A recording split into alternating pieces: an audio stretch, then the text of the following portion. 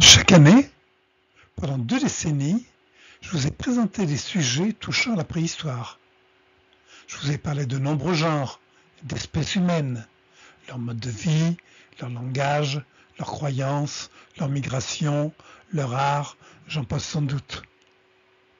Leur histoire dépendait des conditions climatiques très fluctuantes, montrant une succession de périodes glaciaires très froides et de réchauffements spectaculaires. Au cours d'une préhistoire de quelques millions d'années, presque tous ces genres et espèces ont disparu. Seul Homo sapiens a subsisté.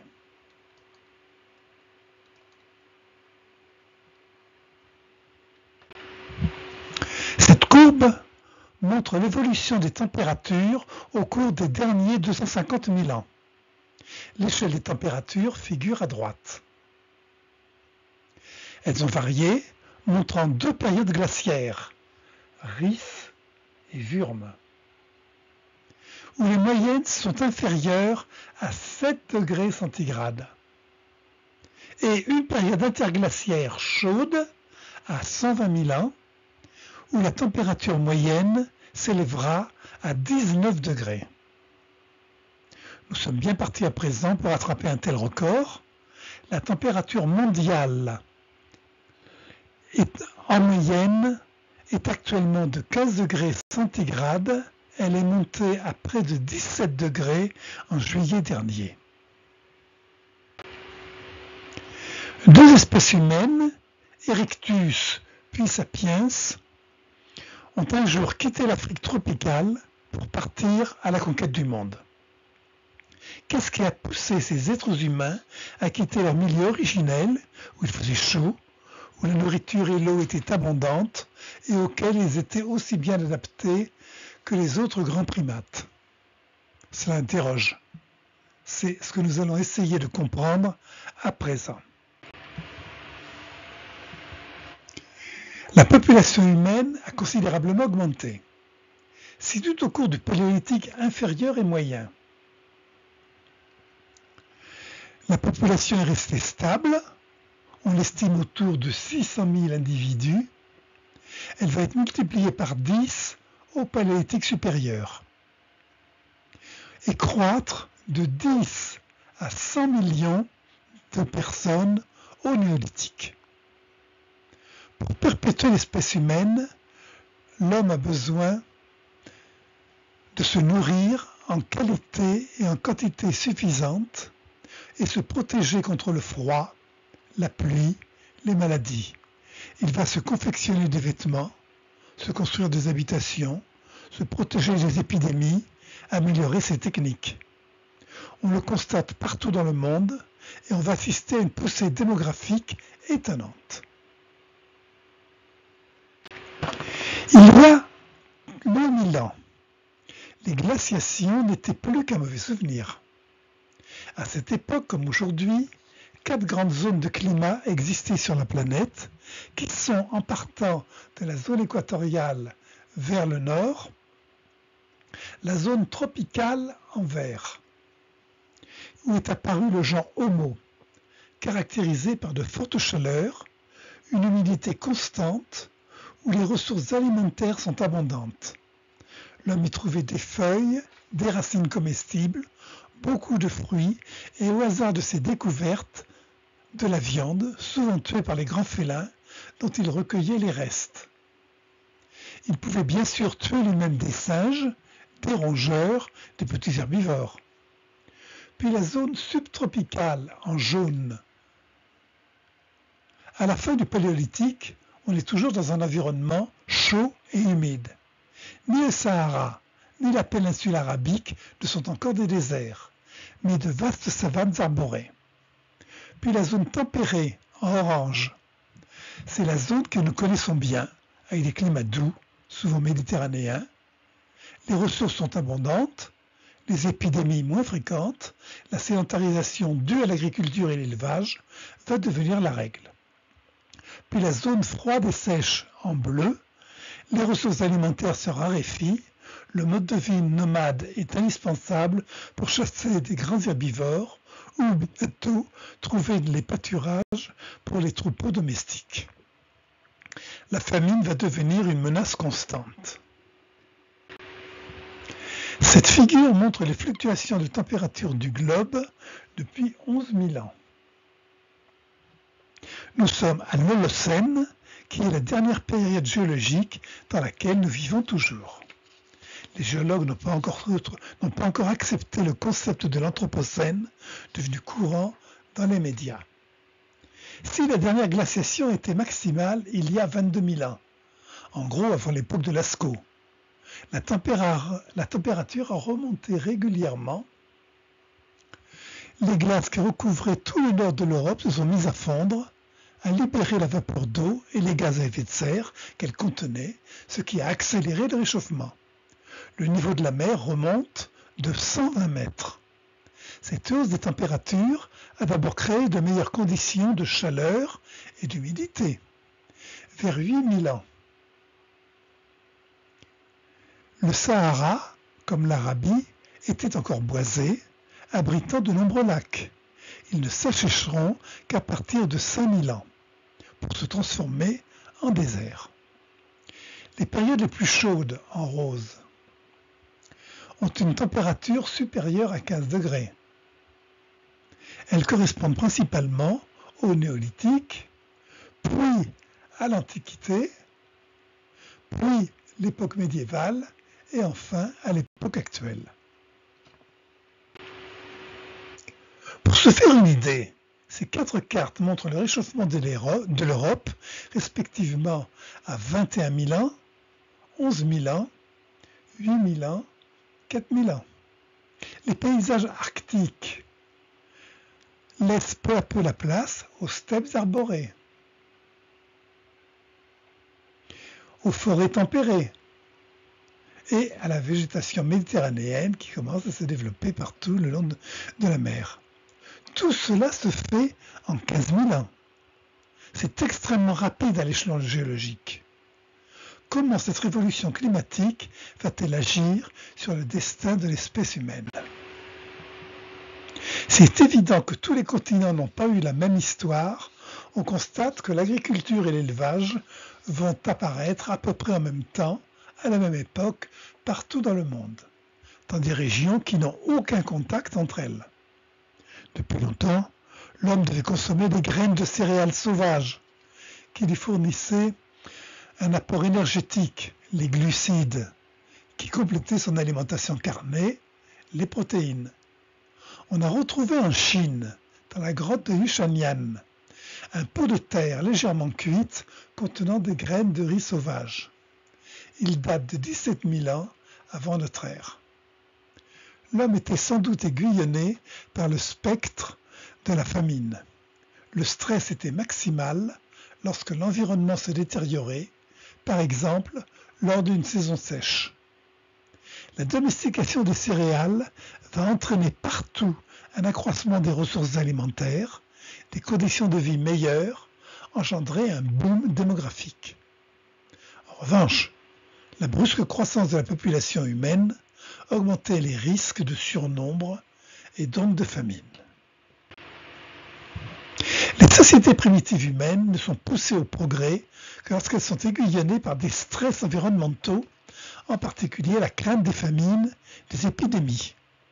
Cette hypothèse des stress climato-environnementaux a été émise précocement par le préhistorien australien Gordon Childe, 1892-1957, et reprise depuis les années 2000 par les préhistoriens américains et plus récemment par le français Vincent Boquéot. Vincent Boquéot est docteur en astrophysique, mais il s'intéresse également à l'histoire humaine.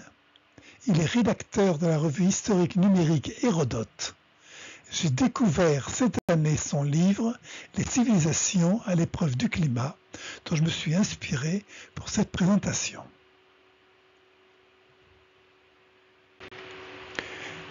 Les zones tropicales, où il fait bon vivre, ont un gros défaut,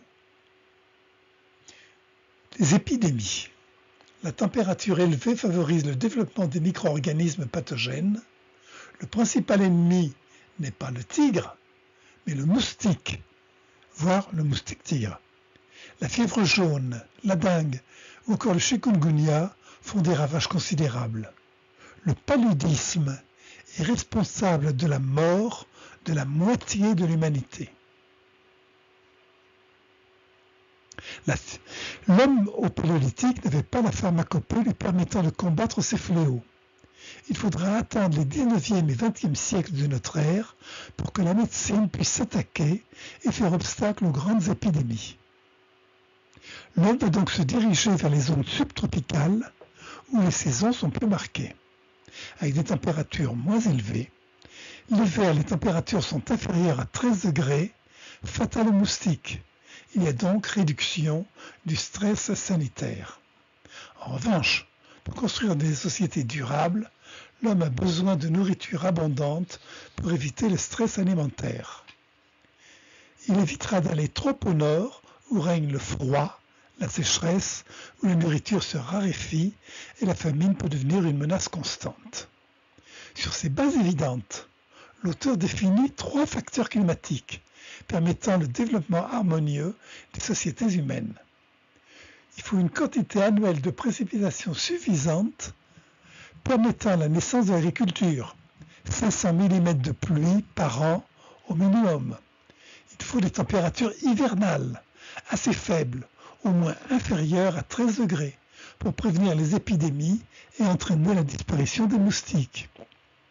Puis un rapport des précipitations entre saison humide et saison sèche suffisant, supérieur à 12, pour éviter les famines. C'est ce qu'il appelle la variabilité climatique. La marge de cette variabilité est très étendue. Elle est élevée en Afrique tropicale. Elle est par exemple de 180 au Sénégal. Vincent Boquéo recherche donc sur la carte du monde les zones pouvant répondre à ces 3 conditions. Il élimine bien sûr les zones trop chaudes ou trop froides, les déserts trop secs, les zones trop humides. Il trouve 8 zones qu'il appelle les foyers climatiques. Ce sont les points rouges sur cette carte. Bien entendu, ils se trouvent tous dans la zone subtropicale. Ces foyers climatiques sont les lieux à partir desquels pourront se développer les premières civilisations. Il étudie ensuite longuement les conditions écologiques dans ces foyers climatiques et les possibilités de développement des civilisations qui en découlent. Il peut alors superposer les foyers climatiques aux premières civilisations. Civilisation occidentale, civilisation sabéenne, civilisation de l'Indus, civilisation indienne, civilisation chinoise, civilisation mésoaméricaine, civilisation Inde-Pacifique.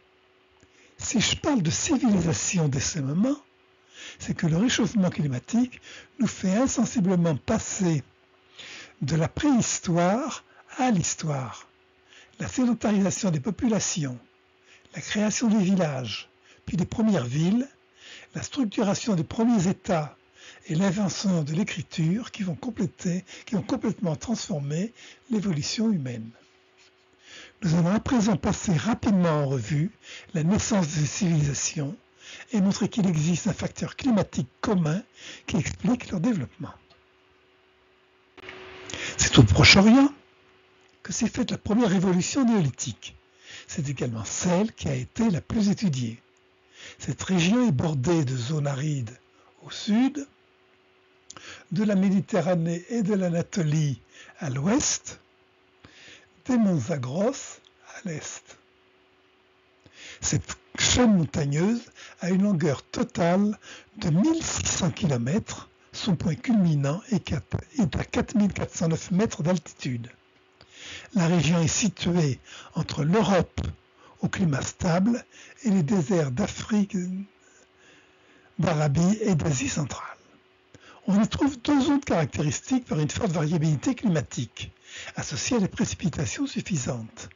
C'est à l'ouest la Palestine, à l'est les monts Zagros.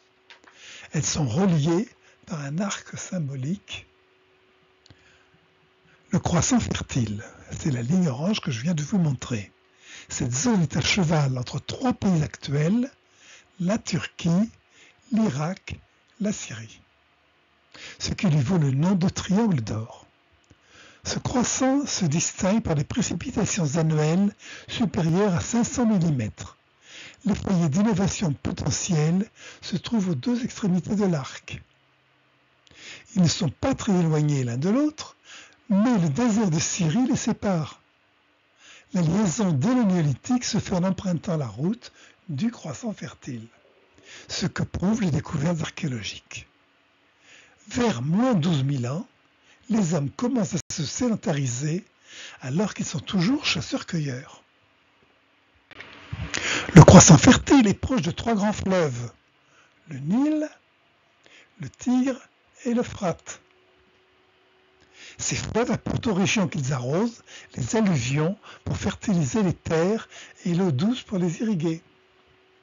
L'agriculture y trouve des conditions idéales. Il est donc naturel que les premières civilisations se soient développées le long de leurs rives. La haute Mésopotamie va être le point de départ de l'agriculture, car des céréales sauvages, riches en éléments nutritifs, y poussent à l'état naturel. La découverte des techniques d'irrigation a été nécessaire pour canaliser l'eau des fleuves. Elle fut mise en place vers moins 6000 ans, entraînant une augmentation démographique considérable avec de gros bourgs, puis les premières villes. C'est le début de la civilisation sumérienne qui est entrée dans l'histoire. À l'autre extrémité du croissant fertile, la Palestine est proche de l'Égypte et de son fleuve, le Nil. Là, les célèbres crues du fleuve n'ont pas nécessité la mise en place d'un système d'irrigation compliqué. Chaque année, la venue de la crue du Nil venait inonder les terres cultivables avec une régularité remarquable. La première céréale cultivée a été le blé. Les graines sont regroupées en épis, dont la croissance, attachée par un nœud, se brise à maturité, leur permettant d'être disséminées par le vent. Elles tombent sur le sol et peuvent germer. C'était le cas de 90% du blé connu il y a 10 000 ans. Parfois, les nœuds étaient rigides et solides, empêchant l'envol des graines, mais favorisant la récolte des épis.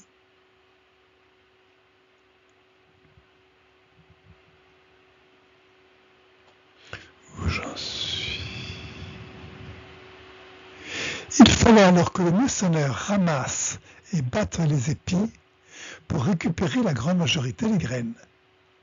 C'est pourquoi ce sont ces variétés qui ont été conservées et ressemées chaque année. Cette domestication s'est effectuée vers 8300 ans, marquant le début du véritable néolithique. On pourrait penser que l'idée de récolter pour semer l'année suivante s'est concrétisée rapidement. En fait, cela a dû être très long, avec des essais multiples et beaucoup d'échecs. L'étude des sols néolithiques montre que l'association des graminées et des légumineuses, la lentille, le pois, s'est avérée intéressante, préludiant les pratiques d'assolement que nous connaissons aujourd'hui. D'autres graminées seront à leur tour exploitées en Eurasie, en Afrique, en fonction des conditions climatiques et environnementales. Ce sont l'orge, le riz, le millet, le sorgho. Si dans les céréales, l'homme conservait les graines pour son alimentation, il donnait tout le reste aux troupeaux d'herbivores dont la rumination permettait de digérer la cellulose contenue dans la paille, les tiges, les feuilles. Si je parle de troupeaux, c'est parce que le Taurus est aussi la région où se trouvent à l'état sauvage plusieurs espèces de mammifères herbivores. Le roc, la chèvre sauvage, le mouflon, le sanglier. Seul un petit nombre d'espèces a pu être domestiquées de façon durable.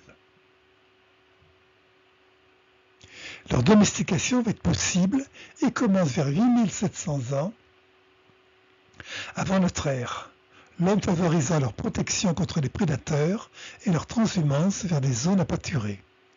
L'élevage va se propager vers les monts Zagros vers 7500 ans, puis de proche en proche vers la Caspienne vers la Palestine, vers l'Anatolie, vers 7000 ans. D'autres mammifères vont venir partager les bienfaits de la présence humaine. Les petits rongeurs, les rats, les souris, attirés par les réserves de graines, puis les chats, attirés par les souris. Ce petit félin, qui deviendra le compagnon apprécié de l'homme, gardera cependant pour toujours l'indépendance de sa vie sauvage et solitaire. Le chien lui a une autre histoire, puisque c'est dès le Mésolithique, et peut-être même dès les Gravettiens, que l'homme a capturé des louveteaux qui l'ont immédiatement accompagné et aidé à la chasse. Très sociable, le chien a trouvé dans ses nouveaux maîtres des substituts à ses compagnons de meute sans lesquels il ne pouvait vivre. On peut donc penser qu'au néolithique, l'élevage des troupeaux lui a donné une nouvelle fonction, celle de chien de berger.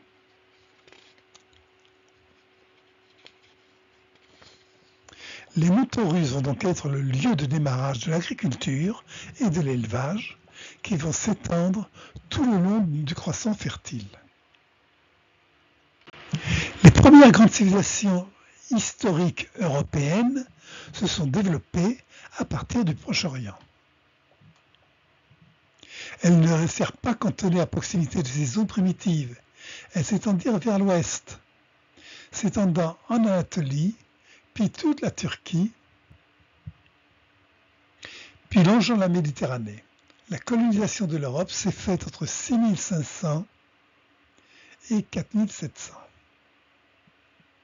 Des carottages dans les sédiments des lacs, des fleuves et des marais montrent que l'arrivée des néolithiques dans de nouvelles régions coïncide avec des stress climatiques. En fait, la migration vers l'ouest de l'Europe s'est faite suivant deux itinéraires. Au nord du Danube, les populations se dirigèrent vers la Belgique, défrichant la forêt tempérée pour implanter leur culture. On l'appelle, du fait de la décoration des céramiques, la civilisation rubanée. Un autre courant dirigé vers le sud du Danube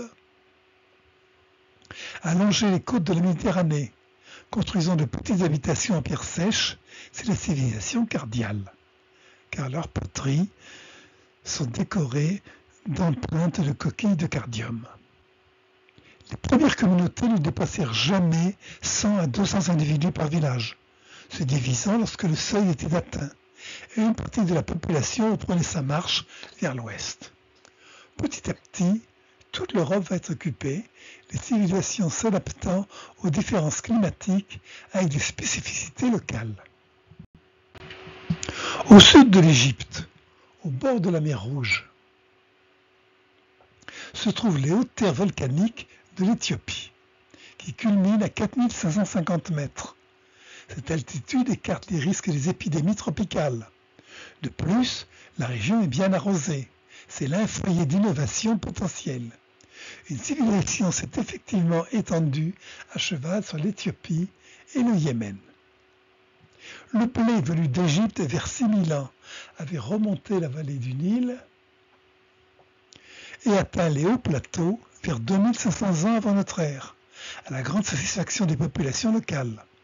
En contrepartie, l'Égypte importa de ce royaume de Punt la myrrhe et l'encens. Le Yémen et l'Éthiopie présentent des environnements semblables. L'extrémité du détroit de Bab el-Mandeb entre la mer Rouge et l'océan Indien a servi de trait d'union entraînant de profonds brassages culturels. Marib fut la capitale du royaume de Saba. Elle témoigne de l'administration centralisée dont on a retrouvé les temples monumentaux, les remparts, les habitations. La légende relatée par la Bible et le Coran raconte comment, vers 950 avant Jésus-Christ, la reine de Saba rend visite au roi Salomon d'Israël. De fait, l'Éthiopie a récupéré de nombreux aspects du judaïsme. Ce royaume de Saba ne dura que quelques siècles et disparut sous les attaques de royaumes rivaux. L'Asie va être le siège de plusieurs foyers de civilisation. La région de l'Indus est une grande plaine désertique irriguée par un grand fleuve, l'Indus. Elle est séparée du croissant fertile par les plateaux iraniens. Le blé l'orge du Moyen-Orient, ainsi que la chèvre et le mouton et le bœuf, parviennent à traverser ces plateaux vers moins 6500 ans. Ils atteignent la vallée de l'Indus, plus à l'est, où la plaine fertile permit la création d'une civilisation prospère vers 2600 ans avant notre ère. Une fois on constate l'importance des grands fleuves. C'est à Mehrgarh, dans l'actuel Pakistan, qu'un foyer néolithique devint le centre d'expansion de la civilisation. L'agriculture s'étendit ensuite à toute la vallée.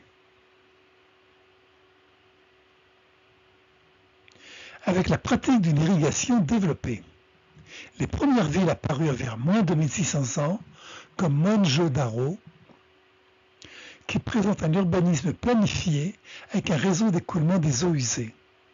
La civilisation créa sa propre écriture, elle dura environ 7 siècles et disparut vers moins 1800 ans. Une autre grande civilisation est celle de l'Inde, qui s'est créée progressivement vers moins 1700 ans avec l'arrivée des tribus de pasteurs nomades indo-européens. Ayant traversé la vallée de l'Indus, ils étaient porteurs en partie de sa culture. Le foyer climatique indien est au pied de l'Himalaya, à la limite des hauts plateaux et de la plaine du Gange, qui s'est propagée où la variabilité climatique est très forte. La civilisation indienne bâtie sur la culture du riz s'est développée le long de la vallée du Gange, puis s'est propagée vers le reste de l'Inde, l'Indochine, l'Indonésie, la Chine, le Tibet. Très tôt, la société est divisée en castes. Les concepts du karma, de la réincarnation, apparaissent, ainsi que des grands rites tels que le shivaïsme, le vishnouisme, puis le bouddhisme. Cette civilisation est devenue l'une des plus rayonnantes au monde grâce au mouvement de population et sans doute aux invasions successives. Rappelez-vous, Cyrus, Darius le Grand, Alexandre le Grand, etc. En Chine, le réchauffement post-glaciaire a commencé vers moins 17 000 ans, amplifié par l'effet des moussons, qui créent des saisons très contrastées, avec des périodes de grande sécheresse suivies de très fortes précipitations. Le nord de la Chine est une zone de forte variation climatique, incluse dans une région semi-désertique. Vers moins 7000 à 6000 ans, les populations se sédentarisent et commencent la culture du millet. Cette terre est le site d'implantation de Pékin. L'agriculture chinoise se développe dans la région du fleuve Jaune, qui forme une plaine alluviale gigantesque. Comme en Mésopotamie ou en Égypte, la présence du fleuve a favorisé l'essor de la civilisation. L'élevage du porc, du poulet et du chien démarre à cette époque. Au sud de la Chine, vers l'an 1000 avant notre ère, les populations venues du nord pratiquent la culture du riz.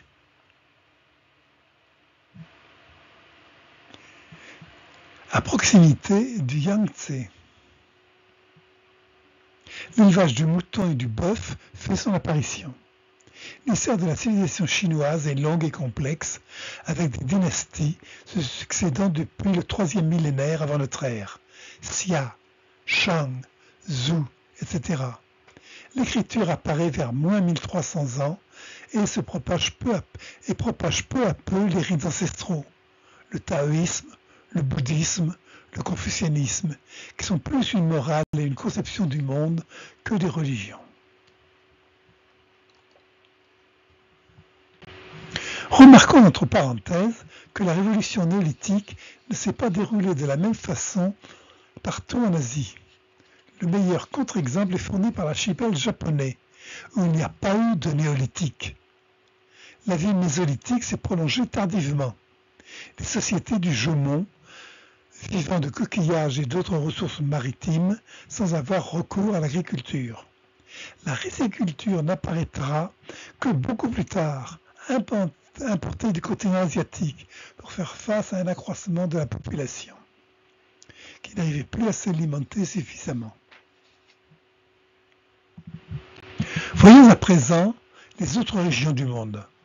Vincent Bocchéo est frappé par la similitude entre le Proche-Orient et la Mésoamérique.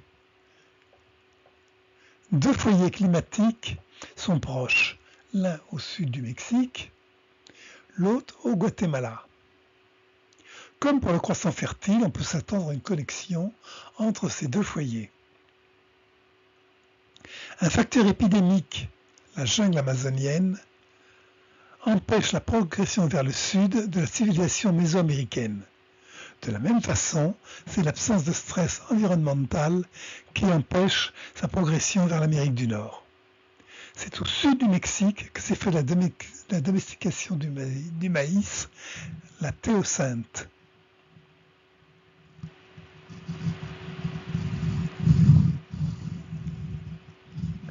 C'est une céréale exceptionnelle au fort rendement agricole. Elle est supérieure à celui du blé et du riz. Seuls les plateaux étaient favorables à son origine, mais la vallée du Rio Balsas permet un développement considérable et l'obtention de ressources abondantes. On peut s'étonner que la culture du maïs démarre avec un retard de 2000 ans par rapport aux autres céréales dans le reste du monde. Certains préhistoriens supposent qu'une civilisation ait pu apparaître vers 5000 ans sur les hauts plateaux. Malheureusement, on n'en trouve encore aucune trace. Les plus anciens vestiges sont ceux des Olmecs, qui datent de 3000 ans. Leur civilisation est mal connue, elle durera jusqu'en 500. C'est celle qui est en bleu sur ce schéma. Elle fut très riche et échangea avec les autres peuples des produits de luxe, jade, turquoise, hématite, cacao, plumes d'oiseaux, etc. On la qualifie de culture mère de la Mésoamérique, créant le culte du jaguar et les temples en forme de pyramide. Plus au sud, la civilisation maya, en jaune, aura une existence plus longue, puisqu'elle durera 1200 ans, jusqu'à 900 de notre ère, et s'étendra plus au nord, jusqu'à Teotihuacan, près de Mexico. Toujours dans le foyer climatique mésoaméricain.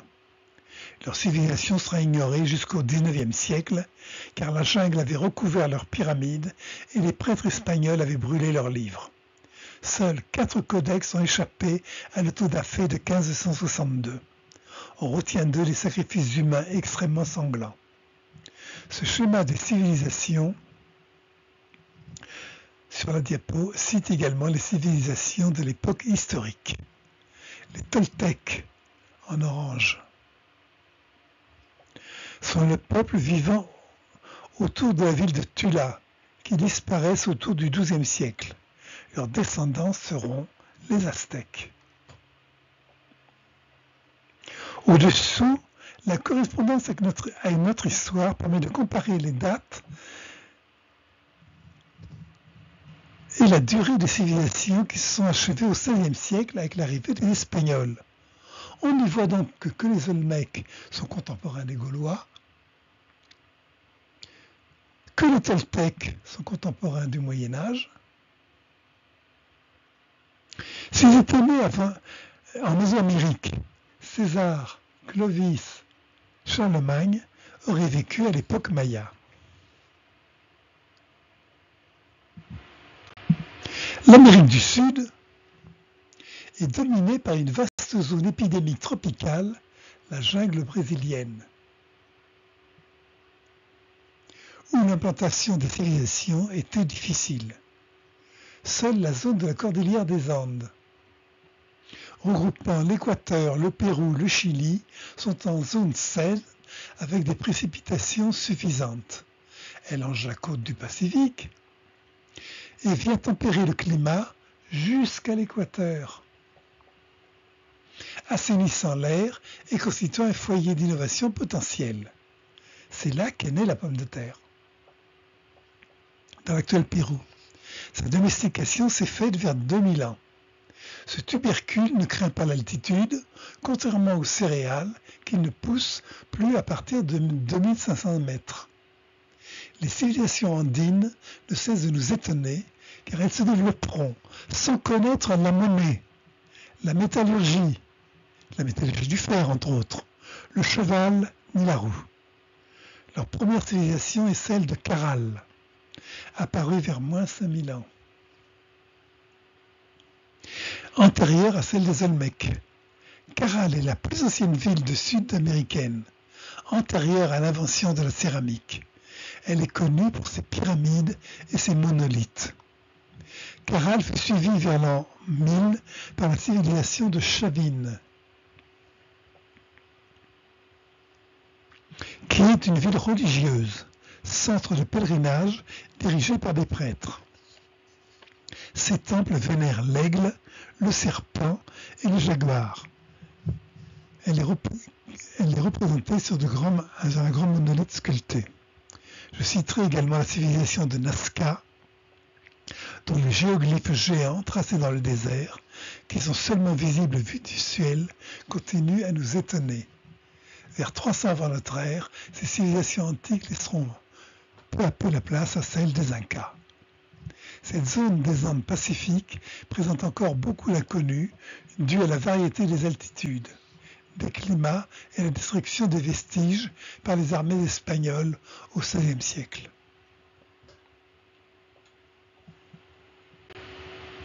On vient de faire un tour rapide de la naissance des premières civilisations sur le globe. Elles sont nées aux portes des zones à fort stress environnemental, dans des régions favorables à une agriculture intensive.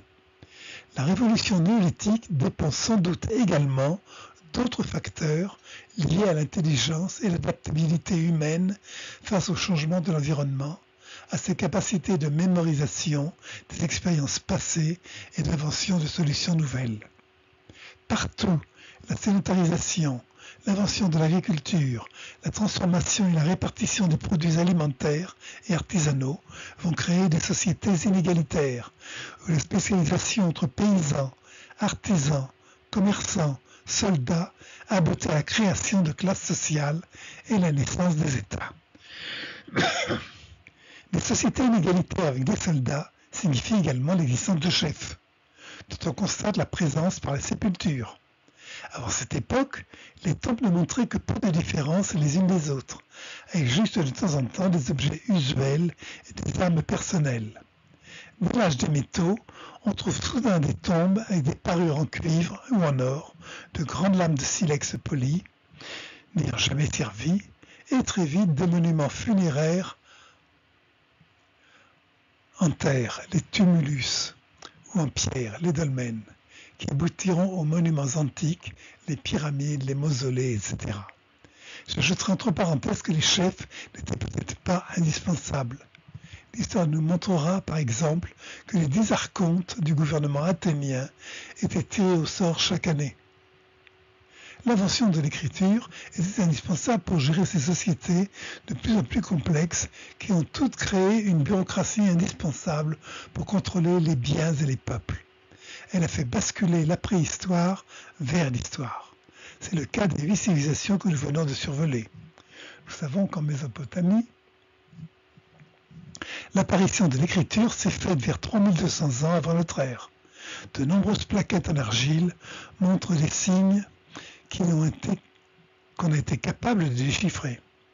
On a longtemps pensé que l'écriture n'était apparue qu'une fois et avait migré de la Mésopotamie vers l'Égypte, l'Indus, la Chine. Mais les études menées depuis une vingtaine d'années semblent prouver le contraire. Il n'existerait aucun lien reliant les idéogrammes, les hiéroglyphes, les caractères graphiques, les syllabes, les structures grammaticales qui caractérisent les différences des écritures. Certaines que l'on n'a pas encore déchiffrées, il en reste à peu près une douzaine, correspondent même à des langues encore inconnues. Dans quelques cas, le lien entre état et écriture n'est pas prouvé. Les sociétés se sont donné une écriture non liée à un pouvoir politique, par exemple le Tifinagh des Touaregs, ou à l'inverse, des pouvoirs dans la communication est uniquement orale et n'ont jamais eu d'écriture, les Naxos de l'Himalaya, les couches de Nubie, etc.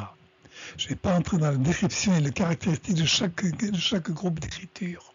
Ce n'est pas du tout mon domaine et j'écris une conférence entière faite par un spécialiste compétent. Si les sujets vous intéressent, je vous recommande le livre passionnant de Silvia Ferrara, La fabuleuse histoire de l'invention de l'écriture. Retenons juste que les foyers climatiques ont été à l'origine des civilisations et ceux de l'écriture. Pendant des siècles, les civilisations se sont développées indépendamment les unes des autres. Puis se sont rencontrées. Elles ont réalisé des échanges commerciaux et souvent, hélas, elles se sont combattues. Cette période entre préhistoire et histoire a engendré un développement de la violence et des inégalités dû à la possession des biens matériels qu'il fallait défendre face à ceux qui en étaient démunis. La propriété engendre la violence. Jean-Jacques Rousseau écrivait « Que de souffrances on aurait épargné au genre humain si on avait dit dès le départ que les fruits sont à tout le monde et la terre à personne. » Les guerres d'abord individuelles, locales, sont vite étendues aux États. L'augmentation de la population ne pouvait qu'accroître les sources de conflits et le progrès des armements structurer des actes guerriers. La rupestre du Levant espagnol montre ainsi des scènes de rencontres armées opposant des groupes d'archers. À la Guardia en Espagne, une fosse datant de 5500 ans montre les corps de 300 personnes et de nombreuses armatures de flèches. Depuis l'invention et la pratique de l'écriture, l'histoire aime raconter les faits d'armes prodigieux des souverains dont on aime citer les noms et les titres. La population continue à croître de plus en plus vite grâce au développement industriel. Nous sommes à l'heure actuelle 8 milliards d'individus sur la planète. Les démographes qui aiment bien se projeter dans l'avenir nous affirment que cela va continuer et prévoient un maximum possible de 11 milliards dans quelques dizaines d'années avant de régresser face aux modifications climatiques et à une pénurie de ressources, au développement des épidémies, une augmentation de la violence, une baisse de la fécondité. J'en passe et les meilleurs. Mais on sait que la prévision est un exercice périlleux. Alors je ne vais pas m'y risquer et je vous remercie de votre attention. Voici la biblio qui m'a servi à constituer ce diaporama. Merci.